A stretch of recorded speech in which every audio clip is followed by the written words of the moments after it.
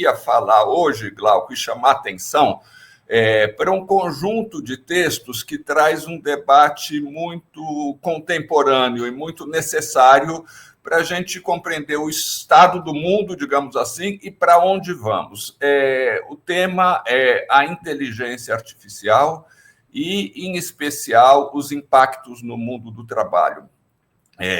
Tem surgido uma enorme produção a respeito disso. No Brasil se fala muito pouco a respeito, e nós vamos tentar trazer aqui alguns elementos para quem quiser estudar esse assunto. A primeira matéria que eu queria apresentar aqui é uma matéria da revista Economist, que está na matéria, edição corrente, ia falar nas bancas, mas é a edição corrente da revista Economist. É muito interessante porque ela tem um caráter duplo. Por um lado, é um sinal do bom jornalismo, a possibilidade de fazer, num texto relativamente breve, sintético, de trazer um conjunto de estudos recentes, de estudos acadêmicos, inclusive, e empíricos, sobre os impactos da inteligência artificial. Por outro lado, você vê o viés determinista que marca a ideologia neoliberal em geral, né? O título é como a inteligência artificial vai separar os melhores do resto. Ou seja, não é uma abordagem que discute a ação da cidadania. É como se fosse algo que está predeterminado. É como se nós fôssemos meramente espectadores de um futuro que está se construindo e as sociedades não pudessem opinar, compreender, examinar, intervir no tema. Feita essa ressalva, vamos ver o que o texto nos diz a partir desses estudos, e não é coisa muito boa, né? O texto começa dizendo, a gente já falou aqui, isso foi pouquíssimo discutido no Brasil, mas sobre a cúpula da inteligência artificial de Paris, e ele cita lá algumas falas. Diz o Sundar Pichai, que é o executivo-chefe da Alphabet, a empresa que controla o Google, né?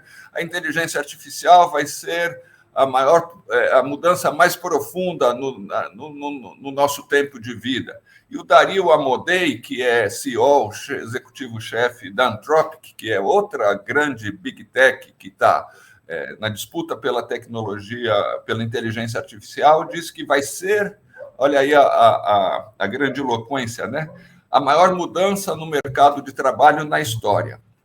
Mas a matéria prossegue dizendo que há uma certa mudança na percepção nos estudos científicos e acadêmicos a respeito do efeito que a inteligência artificial terá no trabalho. Prevalecia, até há pouco tempo, uma ideia de nivelamento, uma ideia de que as máquinas poderiam fazer com que os trabalhadores, hoje vistos como menos qualificados, auxiliados pela tecnologia, pudessem ter um desempenho, digamos assim, um desempenho funcional melhor.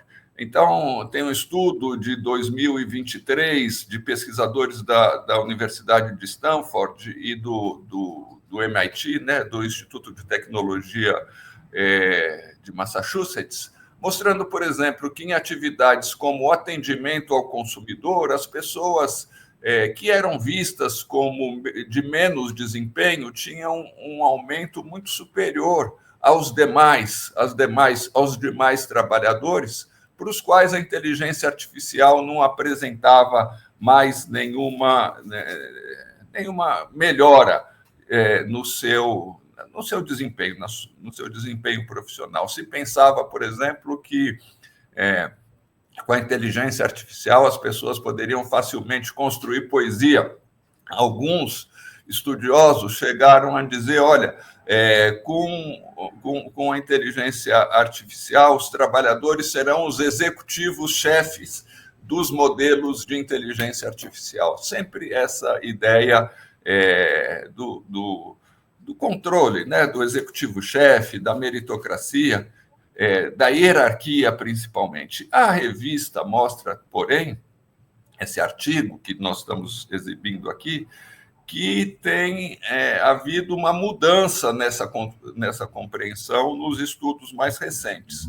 Esses estudos mais recentes estão dizendo que os trabalhadores hoje mais capacitados, os mais capacitados, ou seja, pelos parâmetros de hoje, serão os que mais vão se beneficiar da inteligência artificial, porque eles vão ter capacidade de fazer perguntas certas para a inteligência artificial e de avaliar as respostas, o que exige habilidade, criatividade, experiência, compreensão do contexto. E mostram esses estudos que essa divisão, the best and the rest, os melhores e o resto, já ocorreu antes em outras revoluções tecnológicas. Esses estudos mostram também que esse efeito nivelamento precisa ser melhor pesado. Inclusive, há uma certa divisão entre os grupos de trabalhadores que serão afetados, e aí entra, logicamente, a dinâmica do capital de substituir, sempre que possível, a força de trabalho, e as coisas começam a se complicar. A divisão que o estudo sugere é entre, por um lado, os controladores de voo, que vão se utilizar da inteligência artificial para ampliar sua possibilidade de agir, de controlar, de fazer melhor e em menos tempo a sua atividade, não serão demitidos, porque, evidentemente, as máquinas não têm a capacidade de tomar as decisões finais que o ser humano toma e se responsabilizar por elas. Mas a oposição por exemplo, com os caixas de supermercado. Estão sendo simplesmente eliminados.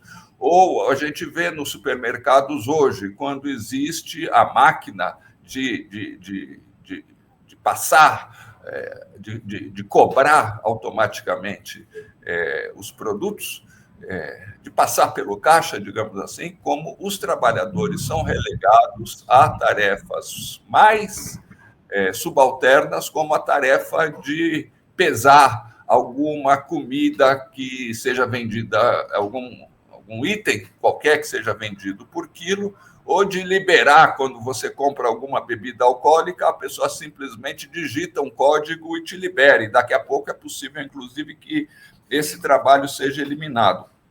Tem, a matéria cita o executivo da ServiceNow, uma empresa de software e de automação. Gente, é um dado muito chocante. Eles calculam que mais de 85% das atividades de atendimento ao consumidor, que hoje no Brasil são atividades que cresceram muito, são serviços de baixa qualificação, digamos assim, de baixa intensidade e pior remunerados, muita intensidade de trabalho, mas baixa intensidade de uso intelectual, digamos assim.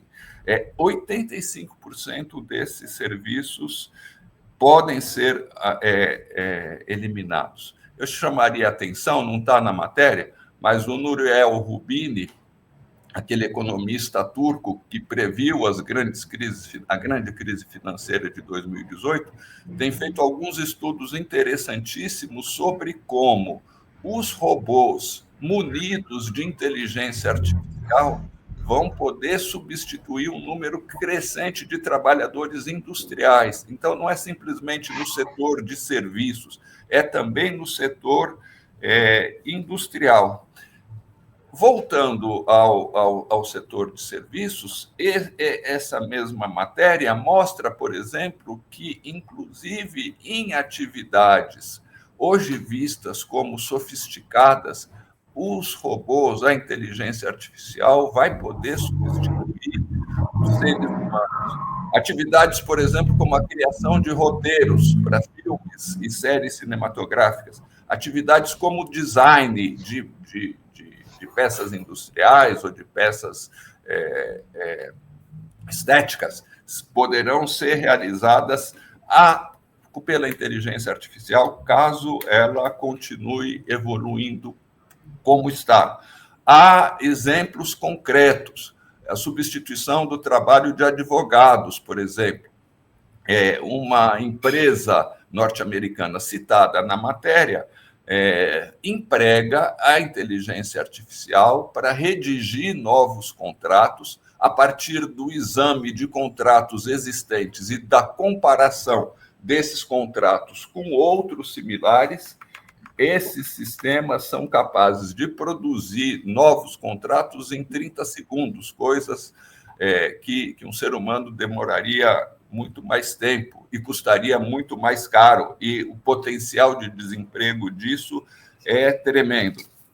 Bem, a matéria não entra muito nesse aspecto, inclusive pelo viés, digamos assim, ideológico da revista, mas eu tenho a impressão que um grande efeito da inteligência artificial, inclusive nas atividades intensas em trabalho intelectual, é a submissão da força de trabalho ao capital.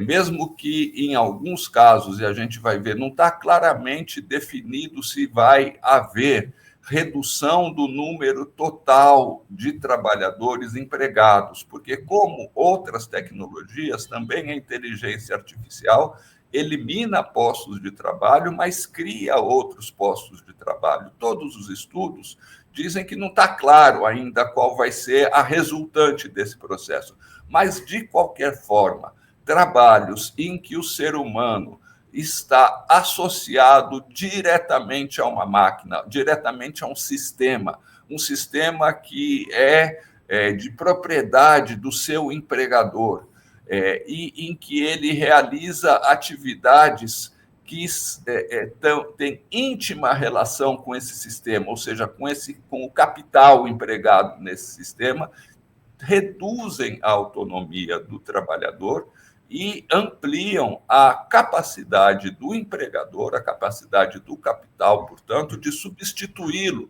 e, ao mesmo tempo, de lhe impor condições e salários menos favoráveis. Bom, essa é a matéria da Economist, vale muito a pena ler, principalmente quem está interessado nesse tema, e que devemos ser todos, pela relevância em relação ao nosso presente e em relação ao nosso futuro. Em segundo lugar, eu queria trazer 2 textos chineses que partem de uma mesma perspectiva, ou seja, o avanço do uso da inteligência artificial.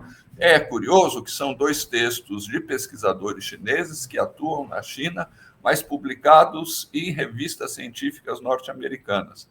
Uma ainda não é esse aqui é da Organização Internacional do Trabalho. Esse a gente vai falar daqui a pouco. Mas é um texto que saiu na revista Nature, e um texto, esse aí, que é bom ficar, que é o mais interessante, na outro site norte-americano, é a Biblioteca